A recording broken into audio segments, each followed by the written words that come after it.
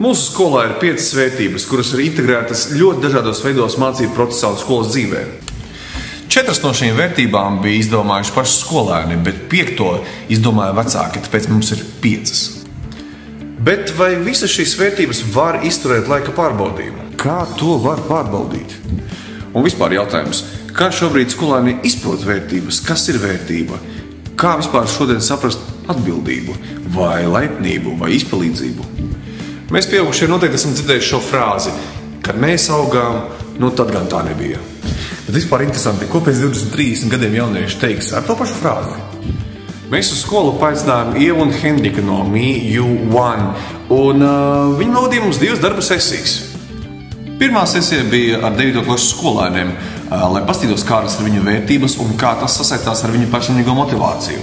Un izrādās, ka tur ir ļoti loģiska saikne. Savukārt, otra darba sesija bija ar pedagogiem, kur arī tika atklātas skolēnu vērtības. Un te ir tas mirklis, kurā atklājās skolotājiem bilde. Tas nozīmē to, ka mēs varam saprast, no kurienes īsti nāk šī motivācija, kādas tās vērtības, kā to izmantot. Un teikšu godīgi, šeit parādās ļoti interesantas lietas, par kurām mēs pieaugušie reti kad aizdomājamies. Kā teica reiz kāds slavens karikatūrists, jaunība ir dabas dāvana, bet vecums, tas ir mākslas darbs.